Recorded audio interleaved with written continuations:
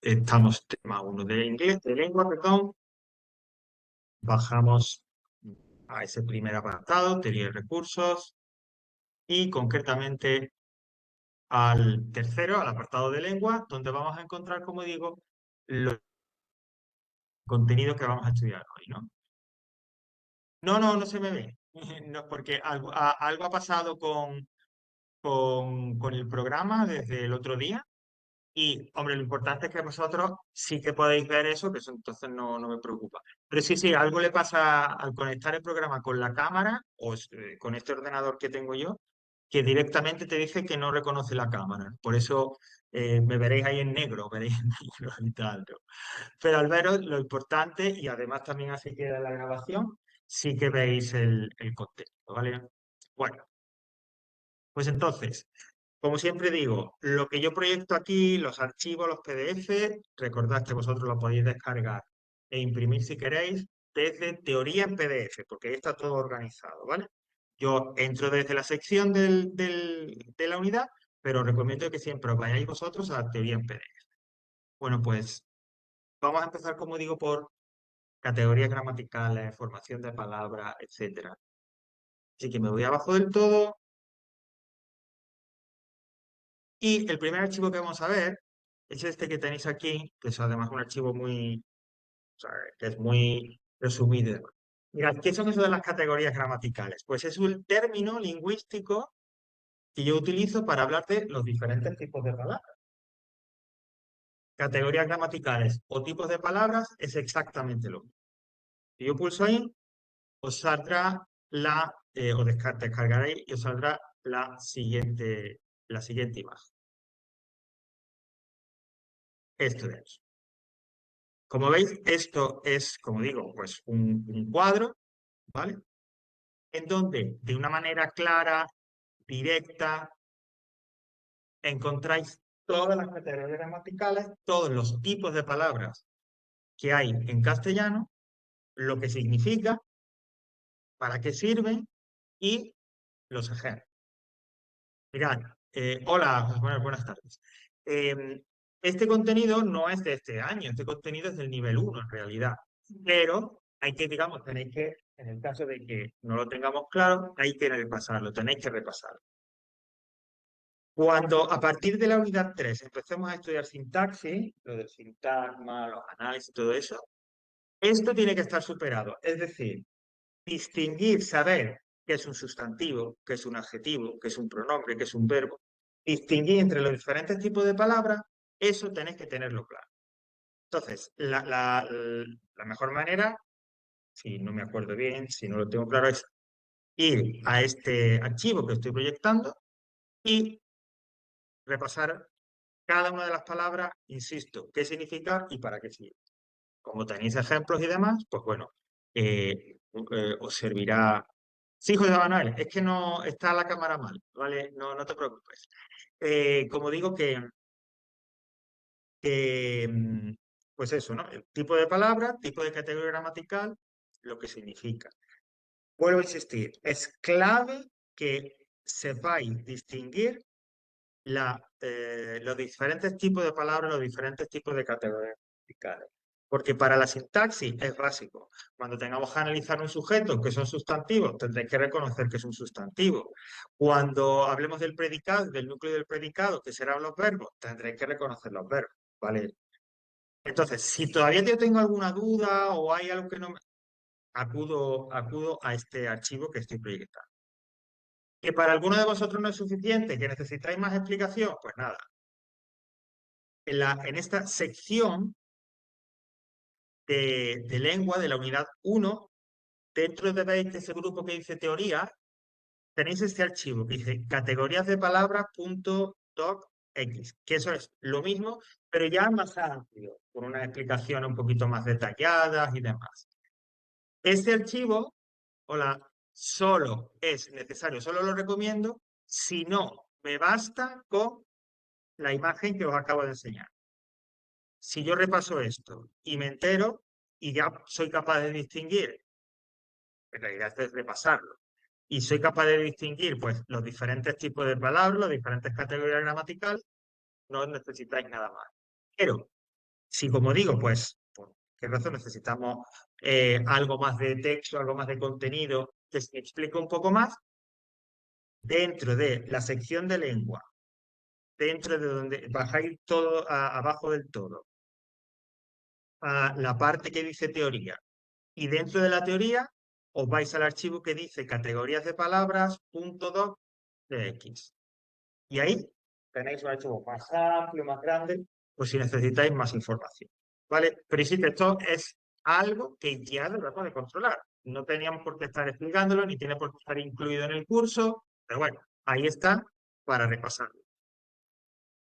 La novedad, lo nuevo, a partir de hoy, y en cierta forma conectado con esto de las categorías gramaticales, es este que voy a proyectar ahora que dice formación de palabras.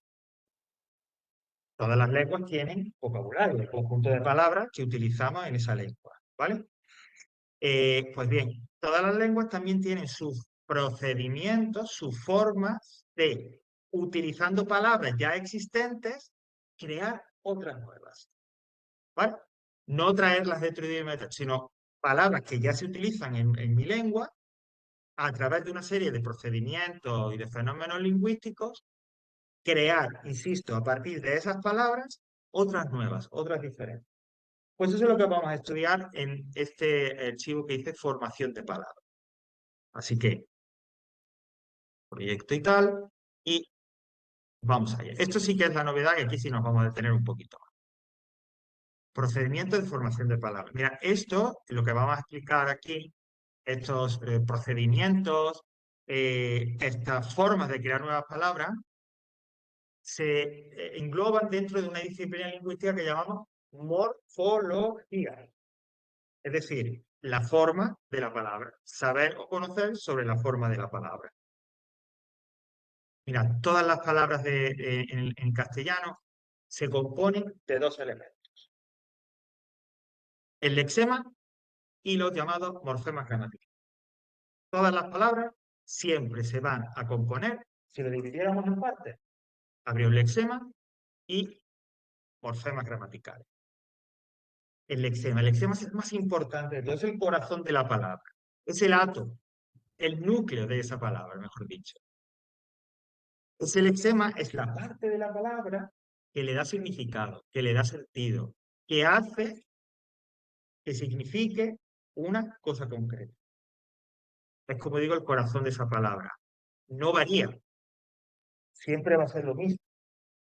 Y permite, añadiendo a ese lexema otros componentes, es decir, añadiendo o cambiando los morfemas gramaticales, podemos crear diferentes palabras de un mismo campo semántico, es decir, relacionadas todas con un mismo significado. Pero el lexema permanecerá siempre lo mismo. Insisto, la raíz, el corazón de la palabra, donde está contenido el significado. Y añadiendo otras partes, añadiendo morfemas gramaticales, podremos ir a partir de ese lexema creando nuevas palabras. Fijaos en el siguiente ejemplo que seguro lo vamos a entender un poquito mejor. Yo tengo, es una palabra tan sencilla como casa, ¿vale? Todos sabemos lo que significa casa. Pues bien, si yo me dijera, oye, distingue el lexema, distingue el corazón de la palabra, pues ese sería este de aquí.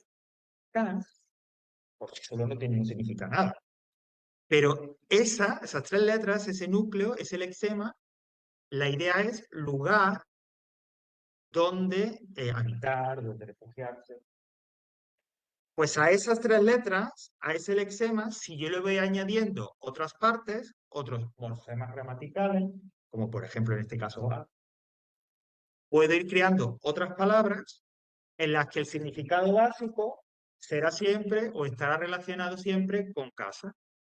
Entonces, yo puedo decir, por ejemplo, casero. ¿Veis? Se vuelve a repetir. Aquí ahora sería un adjetivo que indica una persona que le gusta mucho estar en casa. Si digo, por ejemplo, casoplón, se mantiene. ¿Veis que nuevamente el lexema es el mismo? Que no varía. Esto sería una casa que se muy grande. Y así las que salieran. Pues eso es el Excel. Ese es el corazón de la palabra. Insisto, como veis, se repite, es invariable, no cambia. Y añadiéndole otras partes, añadiéndole morfemas gramaticales, vamos creando diferentes palabras. Pero la clave del núcleo, el lexema, la raíz, ahí está todo. Bueno, y esas otras partes que estoy comentando que se le añaden al lexema y que sí que variarán o cambiarán, es lo que estamos diciendo se llaman morfemas gramaticales. Mira, esos morfemas gramaticales, esas otras partes de la palabra, introducirán ideas, matices, algo de significado que, como digo, clarificará, matizará, nos explicará un poquito más del lexema.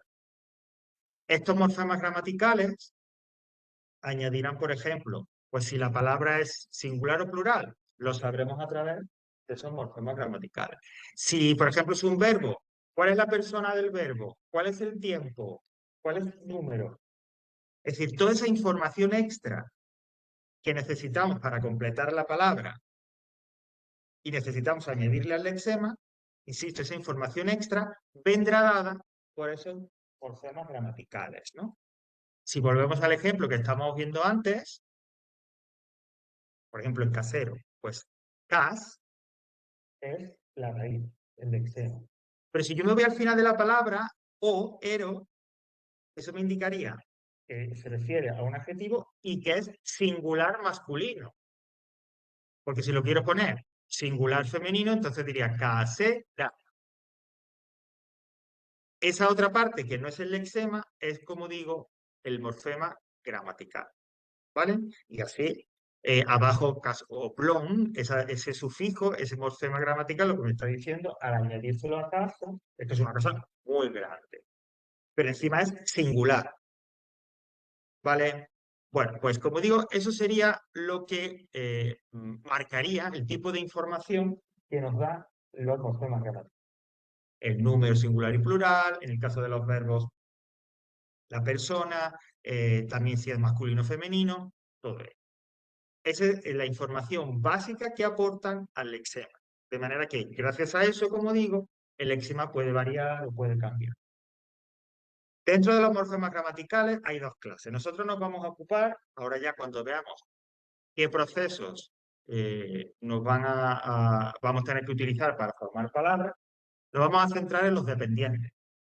Los independientes, nada, que sepáis que existen, que están por ahí.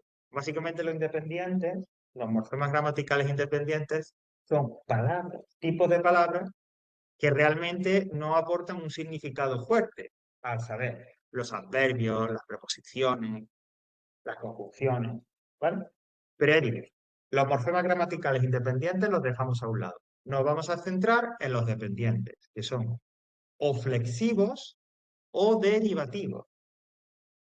¿Qué quiere decir eso? Mirad, los flexivos son aquellos que aportan esa información que digo, como veis, género, el número, el grado, si es un verbo, el género, número y grado para un adjetivo y para un sustantivo. Persona, número, modo, tiempo, aspecto para un verbo. Pues esa información está contenida en ese morfema gramatical que se incorpora a la raíz, como hemos dicho antes, ¿no? Eso serían los llamados flexivos, que no crean palabras nuevas. Lo único que hacen es aportar ese significado, esa información extra.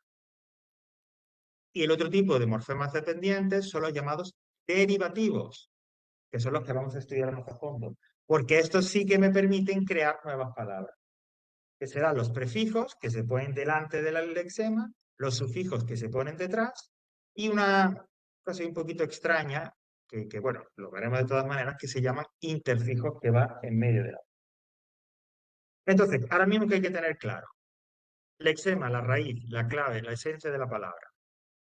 Y esa raíz, ese núcleo, ese corazón, añadimos información, matizamos lo que nos dice el lexema a través de los morfemas gramaticales. ¿Vale? Insisto, esta estructura, este esquema de palabras, todas las palabras funcionan, lo vamos a encontrar en todas las palabras en español. Bueno, pero insisto, vamos a ver ahora qué recursos tiene cada lengua, en este caso, qué recursos tiene el castellano, para, a partir de palabras que ya existen, crear otras. Por eso hablamos de procedimientos de creación de palabras. Son tres. Por orden de, más que de importancia, de cuán comunes son. El primero, que es el que más se utiliza, es la de llamada derivación. El segundo, que veremos después, es la composición. Y el tercero, que es el más raro, se llama parafín. Pero vamos a ir viéndolo, ¿vale? Cada uno de esos procesos de derivación nos van a decir, pues si tú haces esto con una palabra, crearás otra palabra nueva y diferente. ¿Vale? La derivación. Pues la derivación es crear nuevas palabras a través de otra que ya existe, añadiendo o al final o al principio morfemas gramaticales, es decir, otras partes que completan al lexema.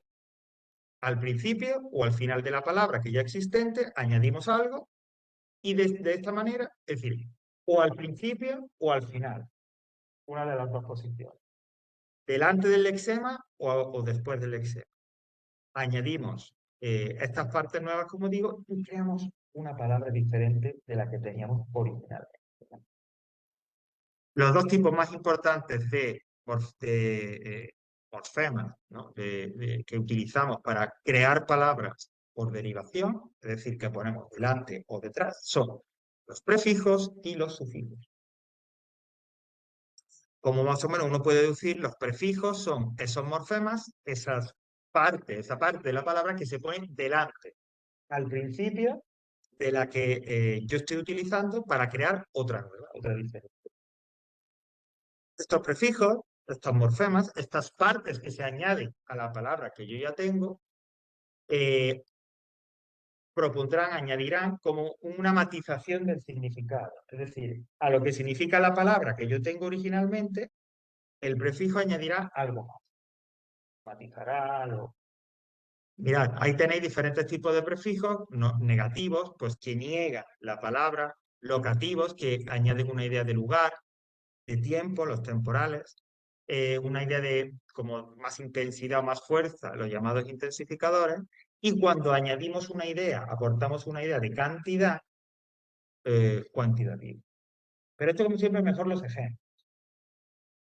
Por ejemplo, yo tengo revolución.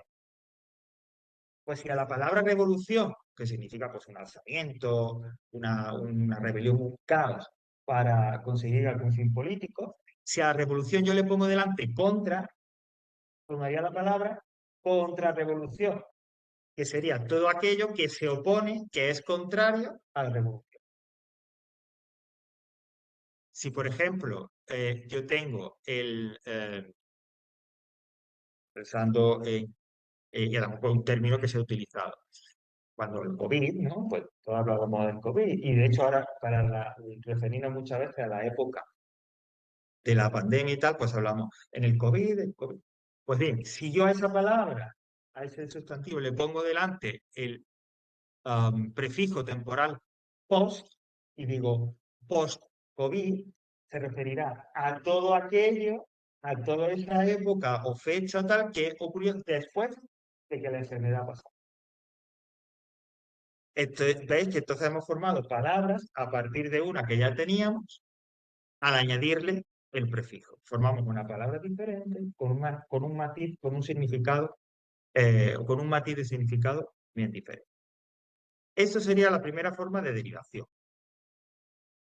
La segunda forma de derivación, para crear palabras añadiendo algo a una que ya tenemos previamente, sería, nos vamos al final, nos vamos al final de esa palabra que ya tengo y le añadiríamos lo que llamamos un sufijo. Es decir, pues igual, una componente, un morfema, un grupo que añadido a la palabra original que ya tengo, la matiza, le da una idea diferente, la cambia de alguna manera. Igual que los prefijos, cuando yo añado un sufijo, cuando yo me voy al final de la palabra y le añado algo nuevo a la palabra que ya tengo, estaremos creando otra palabra diferente. Por eso hablamos de procesos de formación de palabras. En los sufijos, en esa parte que añadimos al final de la palabra que tengo originalmente, hay de dos tipos. Los llamados apreciativos y no apreciativos. Todo esto de apreciativo, antiminutivo, eso no es necesario que lo memoricéis, porque en el caso de que fuera necesario en el examen, yo te lo digo. ¿Vale? Lo importante es el concepto de prefijo, sufijo. Apreciativo y no apreciativo. ¿Qué quiere decir eso? Pues mira, los primeros, los apreciativos, son aquellos, esos morfemas, esa parte que añadimos al final de una palabra y que le aportan, le añaden a esa palabra que tenía yo originalmente una idea de emoción, sentimiento, afectividad. Es decir, hay como algo ahí, insisto, de emoción o de sentimiento, ¿no? Fijaos, están diminutivos, aumentativos, despectivos o peyorativos y superlativos. Todos indican, de alguna manera, un valor, una idea de emoción, de expresión, de afecto. Por ejemplo, niño, con la palabra niño, ok. Pero ahora yo le añado el sufijo diminutivo ito y digo niñito. Hay una expresión de cariño más bien, ¿no? Ay. Es decir, no tanto que el niño es pequeñito, sino que me refiero a él de una manera cariñosa, cercana, familiar. Esos sentimientos, esas emociones, no tienen por qué ser siempre positivas. Y por ejemplo, yo tengo la palabra cama y le pongo el sufijo despectivo, astro, y digo, esto es un camastro. Es horrible. No sé. O sea, que no, pues, ¿quién va a dormir ahí? Y en ese caso, el sentimiento, la emoción que añadiría tendría un carácter, como digo, negativo. ¿Vale? Por lo tanto, creamos nuevas palabras a partir de las que ya tengo, añadiendo uno de esos tipos de sufijos apreciativos, que vuelvo a decir, añaden una idea, aportan una idea de emoción, afecto, cariño o desprecio, crítica. Y los otros sufijos, la otra clase de sufijos que se llaman no apreciativos. ¿Por qué? Porque estos otros sufijos no añaden emoción, no especifican una idea de sentimiento, sino que lo único que hacen es cambiar la categoría gramatical de la palabra a la que le añado el sufijo. Es decir, que si yo tengo un nombre y le añado un sufijo, como de estos de aquí, no apreciativo, lo puedo convertir en un verbo. O si tengo un adjetivo y le añado un sufijo de aquí, puede convertirse en un sustantivo. Ese es el valor, el único valor de los sufijos no apreciativos. No añade nada más, no aportan ningún significado más. Por eso hay cuatro tipos de sufijos no apreciativos. Nominalización, perdón, porque al añadirlo a una palabra la convierten en un nombre. Los adjetivación, cuando la convierten en un adjetivo. Verbalización, cuando al añadirle a una palabra la convierten en un verbo. Y adverbialización, porque al añadirle una palabra que yo ya tengo la convierten en un adverbio. Por ejemplo, yo tengo el nombre olor, que lo tenéis en la segunda categoría, en la de adjetivación. Pues si a ese sustantivo, a ese nombre, olor, le añado el sufijo no apreciativo oso, u osa, corresponda, lo convertiría en un adjetivo y de olor sustantivo pasaría a oloroso adjetivo. Y lo único que aportaría ese sufijo no apreciativo, insisto, es convertir un sustantivo en un adjetivo. ¿Vale? Esa es la idea. Los dos, los apreciativos y no apreciativos, crean palabras nuevas, pero diferentes, de forma diferente. ¿Vale? Bueno, esto es súper utilizado, se utiliza mucho, tanto los prefijos como los sufijos, como comento, para crear esas nuevas palabras. Y, por mencionarlo, porque casi que no nos va a salir, hay veces que al unir a un lexema, a una palabra, un sufijo, lo unimos directamente, que es lo habitual, pero hay veces que la lengua no admite que se unan directamente, es decir, pues encuentra que no suena bien o que no es lo que está buscando. Entonces, para unir un lexema y un morfema, para unir un lexema y un sufijo, la lengua mete algo en medio como una especie de enganche, ¿vale? Para unir ambas partes. porque, insisto, por la razón que sea, a la lengua no le parece bien que se una directamente el lexema o la palabra con el sufijo. Fijaos, si yo quiero decir un pez pequeño, lo único que sería coger la raíz, pez, y meterle el sufijo apreciativo illo. Entonces sería pecillo. Pero eso así no se dice. Por alguna razón, la lengua, como digo, el castellano no admite eso. Entonces tiene que meter ese enganche, esa pieza entre lexema y sufijo para unirlo. Y entonces así surge el interfijo, esa pieza que va en medio, y que ya al ponerlo y unir pez con illo nos daría la palabra correcta, que es pepecillo. ¿Vale? Esto, yo digo, bueno, pues esto es menos común y nos va a parecer. Pero la derivación fundamentalmente, prefijos y sufijos. Evidentemente todo esto, pues como suele ser en clase, pues lo chicamos, lo vemos y tal, pero luego, pues lógicamente, es bueno repasarlo, afianzarlo y demás. A la hora de afianzarlo y de repasarlo, recordad lo que estoy diciendo. No os centréis tanto en, no, apreciativo, derivativo, verbalización, no, sino más en prefijo, sufijo, proceso, en lo general. Vale, el segundo procedimiento para crear palabras en una lengua a partir de otras que ya existan es la composición. Los que, como yo digo, los más viejos del lugar recordaréis lo de las palabras compuestas. Las palabras compuestas, hablando mal y pronto, es dos palabras que de forma separada, de forma independiente, tienen significado propio, se unen y forman una sola.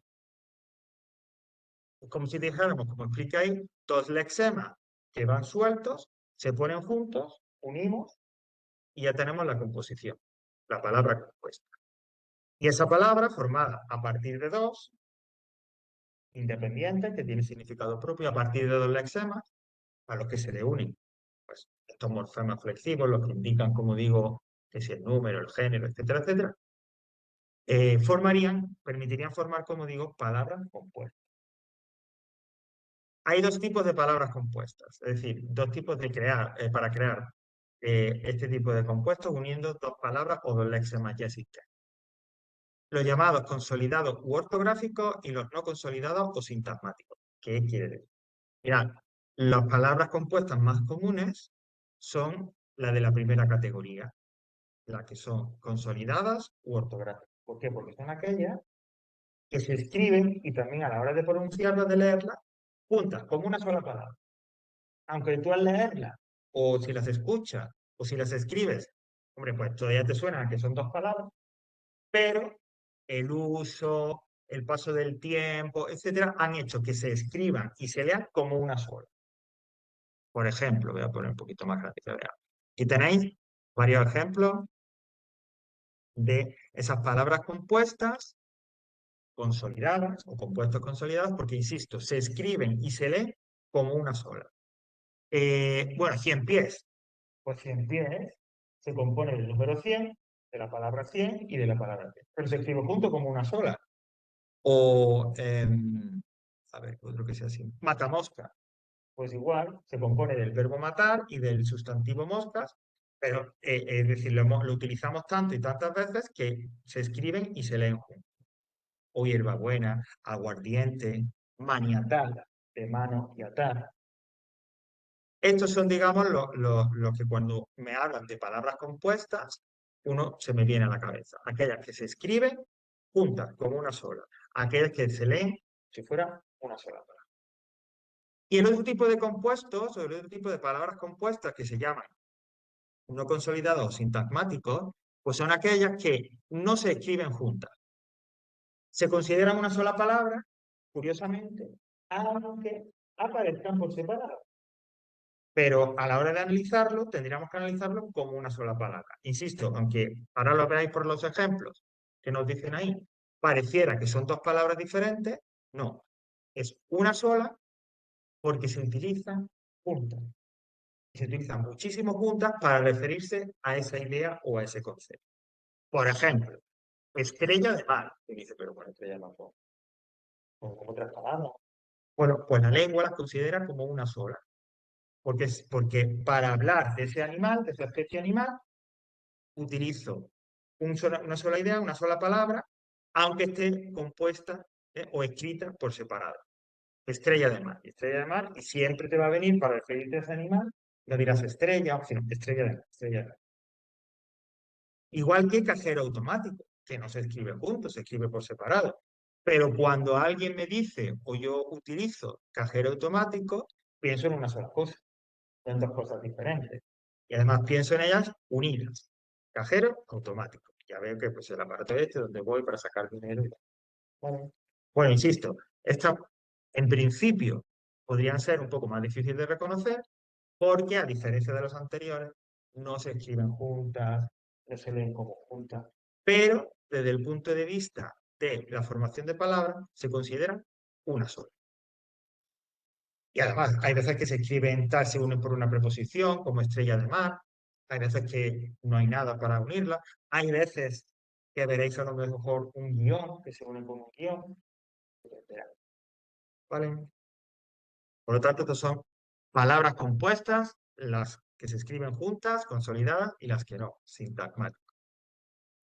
Bueno, y simplemente por mencionarlo, aunque esto nos va a salir muchísimo menos porque es, digamos, propio de un registro más culto, más formal, hay una categoría, una tercera categoría, insisto, muy reducida porque solo lo podríamos encontrar en ese contexto, que llamamos los compuestos cultos. Y estos son palabras compuestas que se escriben juntas, pero fijaos, formadas por dos palabras, por dos lexemas que directamente hemos tomado del latín o del griego, por ejemplo. Un término que vimos cuando que hemos visto cuando hablamos de la narración, ¿no? Que es el término cronología. Cronología era el orden en el que ocurrían los acontecimientos en una historia. Pues el principio lo pongo primero, lo que pasa después segundo y así. Cronología es un compuesto oculto, una palabra compuesta que diríamos oculta. ¿Por qué? Porque se compone de cronos, que significa en griego tiempo, y logos, que significa saber, conocimiento. Es decir, dos palabras, dos raíces que directamente hemos tomado del griego o del latín, se juntan, crean una palabra culta, ¿vale? Insisto, un poco reducida, no, esto no es propio del lenguaje así más común, sino del lenguaje o de un registro un poquito más formal, ¿vale? Más serio. Bueno, eso sería esos compuestos. Y vamos al último procedimiento, recordad, derivación, composición, y el último, que es de los tres el menos común, y el que tiene además el nombre más raro, parasíntesis, ¿vale? ¿Qué significa la parasíntesis? ¿Qué es eso? Pues mira, hay dos tipos. Este último procedimiento se divide en dos categorías, pero básicamente es mezclar las dos categorías anteriores, es decir, es utilizar derivación con composición mezclados más o menos. Esa es, digamos, la idea general de parasíntesis. Es decir, para crear una nueva palabra, utilizo a la vez posición y derivación. O bien, que no ocurría cuando lo hemos explicado, en una misma palabra añado un prefijo y un sufijo a la vez. Esas son las dos formas de parasíntesis. Bueno, la primera, insisto, es cuando a una palabra compuesta le añado un sufijo. Normalmente un sufijo para crear una palabra de una categoría de un tipo diferente. Mira, yo tengo por un lado el verbo picar y el sustantivo piedra, y lo uno. Y a esa palabra compuesta, que me quedaría ahora mismo pica piedra, como los dibujos animados, le añado un sufijo, ero o era, que indica que me estoy refiriendo a una persona. Entonces, de la composición picar más piedra más el sufijo ero, me queda picapedrero. Pues eso sería combinar palabra compuesta con derivación. Una palabra compuesta con un sufijo. O siete mesías. Uno es la palabra siete, el sustantivo siete, el sustantivo mes, y le añado el sufijo ino. Y entonces Eso quiere decir, esa persona, ese bebé que nace al séptimo mes. 7 meses. Uno, en una misma palabra, en la creación de una misma palabra, la composición y la derivación, añadiéndole ese sufijo. Y por último, otra forma de parasíntesis es, en una misma palabra, a un mismo lexema, unir prefijo y sufijo a la vez, los dos a la vez. Que la derivación no se puede hacer. En la derivación hemos dicho que o le añades un prefijo o un sufijo, una de las dos. Pero si para crear una nueva palabra a esa raíz, a una raíz, a la vez, le añades prefijo y sufijo, entonces será esta paráfrasis. Por ejemplo, yo tengo el adjetivo blando. Pues al adjetivo blando le pongo delante el prefijo re, que significa volver a. Y detrás el sufijo cer o ecer, me quedaría el verbo que veis ahí, reblandecer, que es volver blando a. Prefijo, sufijo. O por ejemplo, el adjetivo dulce.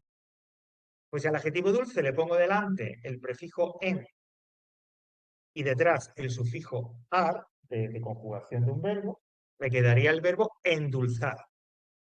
Y añadiendo al adjetivo dulce un prefijo y un sufijo, he creado una palabra diferente, en este caso un verbo. ¿Vale? Pues esos serían los dos procedimientos de parasíntesis para crear nuevas palabras. Por tanto, por orden de importancia, por lo comunes que son. Derivación, composición y parasíntesis. ¿Vale? No sé si hay alguna pregunta o...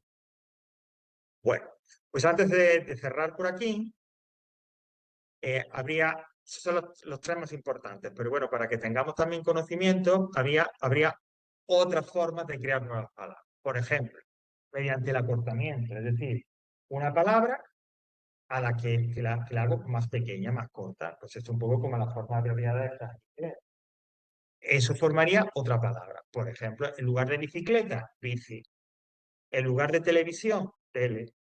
En lugar de Barcelona, entonces si hablamos de o la ciudad o el equipo. Bueno, si hablamos de la ciudad, Barna, si hablamos del equipo, Barça. A partir de una palabra se reduce, se hace más corta y se crea otra diferente.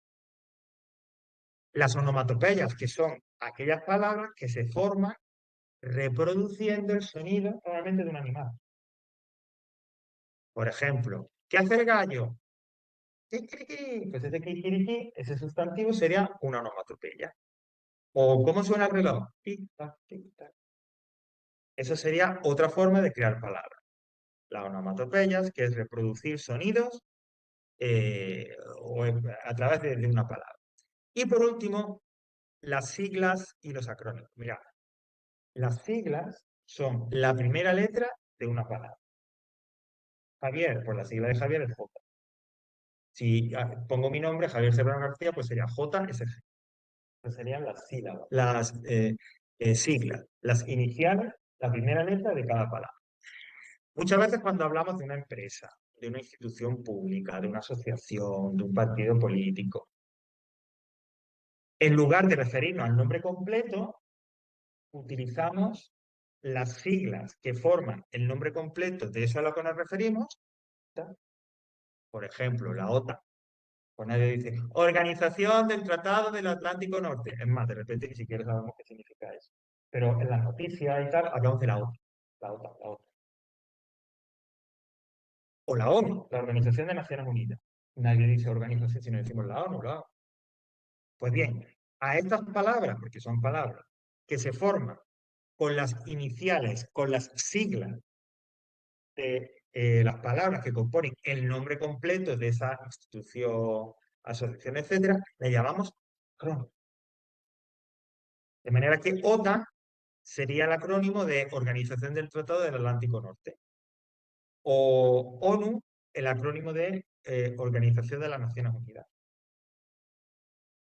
Los acrónimos a veces se pueden escribir, como estáis viendo, por ejemplo, en la palabra OVNI, allí, o UNED, se pueden escribir separando esas siglas, separando cada letra que componen el acrónimo con un punto. Pero es habitual, sobre todo con aquellos acrónimos que se utilizan mucho, que no haga falta ese punto. Por ejemplo, ONU. Eso está común que nadie lo pone, no pone punto, sino que lo escriben directamente como una sola palabra. O el SIDA, que es síndrome de inmunodeficiencia adquirida. Es que es una palabra en sí. Es un acrónimo, pero es como una palabra. Y aunque veis que hay algunos ejemplos que están escritos con mayúsculas, poco tiene por qué. Muchas veces hay acrónimos de uso común, por ese mismo SIDA, o un poquito más abajo que veis UBI, que es la unidad de vigilancia intensiva, o TALO, que se refiere al tren, que no hay que escribirlo en mayúsculas, no es necesario, sino que directamente se escriben como una palabra, digamos, normal. Es más, y así se aceptan, así las tomamos. Insisto, de repente hay acrónimos que uno utiliza y que no sabe, ¿vale? Pues no sé, talgo, por ejemplo, pues talgo es un acrónimo. Ahora mismo no recuerdo qué significa. O UBI, como digo, y de repente nunca nos hemos detenido a pensar que, como digo, son las iniciales de un nombre más largo. En este caso, tres palabras que componen ese sustantivo. ¿Vale?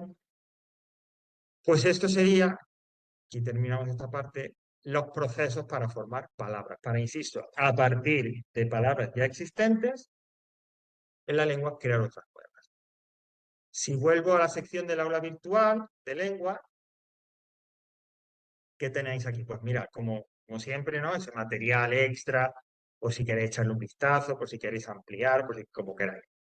Pues en el caso de la formación de palabras tenéis estas dos presentaciones donde más o menos lo que se os ha explicado se vuelve a explicar de otra manera, desde otro punto de vista, ¿vale?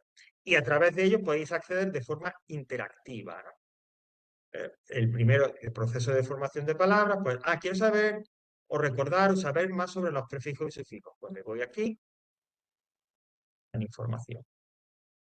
O, ¿cuál es la clasificación de las palabras? Las categorías gramaticales, pues pongo aquí, pincho y me dice tal, ¿vale? Es decir, que esto es lo mismo más o menos que hemos comentado, a veces un poquito más ampliado, pero accesible a través de esta animación. E igualmente, tenéis esta otra animación que completa de alguna manera a la que tenéis arriba. Pero insisto, esto es, si yo más o menos me entero o me voy a pelear con lo que me ha explicado Javier, pues esto lo dejo a un lado. Que quiero un poquito más, que quiero saber más, quiero ampliar, quiero verlo de otra manera, me vengo aquí. Y si queremos practicar, voy al final de la sección, a donde están el que pone ejercicios, y al que dice ejercicio de formación de palabras con solución. Y ahí voy a tener una serie de ejercicios en donde voy a tener una idea, si al menos le echáis un vistazo, como digo siempre, de, oye, ¿y esto cómo se podría preguntar en un examen? Bueno, una forma podría ser, por ejemplo, yo te doy 5 palabras y te pongo esas 5 palabras y debajo un cuadro en el que hay derivación, composición para síntesis. Y yo te digo, oye, esas 5 palabras, ponla cada una en la categoría que corresponde. Y se escribe y tal. ¿Vale? Bueno, pues si digo, queréis práctica y demás, con ese archivo, ahí tenéis suficiente. ¿Vale? Bueno, pues dejamos aquí.